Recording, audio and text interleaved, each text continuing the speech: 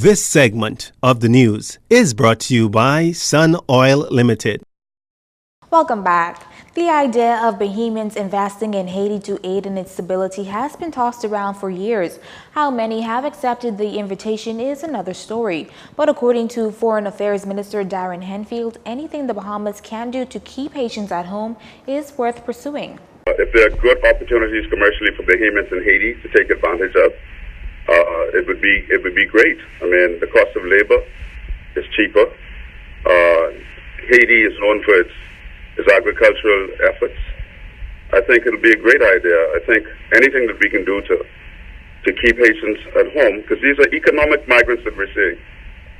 Anything we can do to keep them at home, to find means of employment, it's a great idea.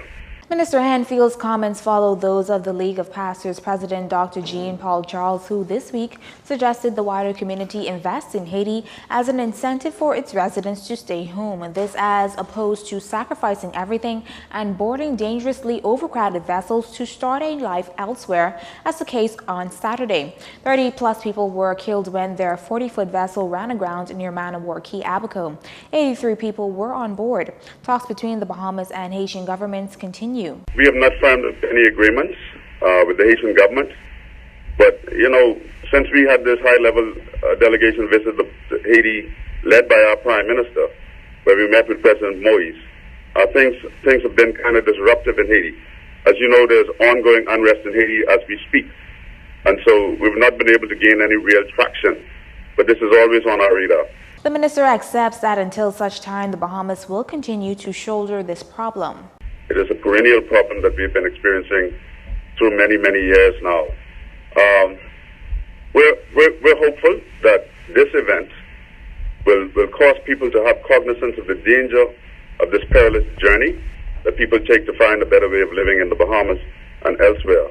And so we hope that the Haitian government will continue to partner with us as we send a message forward in Haiti and communicate wide and far across the country that this journey is not worth it, because you can lose your life.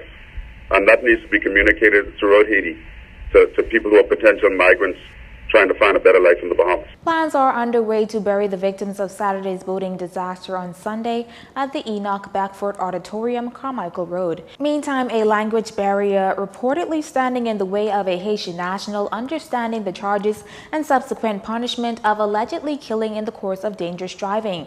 The incident is alleged to have happened on Saturday, January 26, just before 1 o'clock in the morning, when 38-year-old Farrington Road resident Salvalis Flurius was driving and caused the death of Michael Noellis. Flurius yesterday was also charged with removing a vehicle without the owner Patrick Starp's consent, driving while not covered against third-party risk, and fraudulent use of a license plate. The accused pleaded not guilty to all but one of the charges, driving while not covered against third-party risk. Magistrate Carolyn Vaux Evans fined him $250 or 14 days behind bars. However, Flurius later told the court he did not understand. He is scheduled to be rearraigned on April 5th. Police are questioning a man accused of raping a woman. The incident reportedly took place around 5 p.m. yesterday. The victim claimed she was at her East Street home when her assailant entered and sexually assaulted her. Authorities are also looking into two shootings 2 hours apart that happened under similar circumstances. In the first instance, a man was outside his Dunmore Street home when a gunman showed up, opened fire, wounding the man, who police say is in critical condition. Around 9:48 p.m., another man was shot in the foot while at home in the Nassau Village area. Meantime, Commonwealth Bank's Wolf Road branch, the scene of an armed robbery last night. We can tell you a man was making a deposit when two gunmen held him at bay and robbed him of the deposit bag containing a large sum of money. Police say the gun-toting culprits remain on the loose. A study finds there's a correlation between childhood sex abuse or trauma and criminal activity. And this is the basis of the recently launched Advisory Council's mission, so to speak, to get the root of the country's crime problem. Here's Chairman and noted psychologist Dr. David Allen. In fact, Dorothy Lewis Jail found, along with our studies here, that if a kid is abused sexually between 1 and 7 years old, they have a high rate of violent crime in the late teenage years, early 20s. If you look at our murder rate, the average age of the Bahamian murder is between 16 and 24. I am convinced from my work in the family around the country is that it's a hidden epidemic, that we're not paying attention to early childhood sexual abuse, incest, and that's wreaking havoc on our country. These kids need help. In other words, the new theory is not what have you done, but what happened to you. We now believe that people who are traumatized then continue producing trauma. Present for the launch, National Security Minister Marvin Dames agreed that getting to the bottom of crime could very well prevent the development of criminals in later years.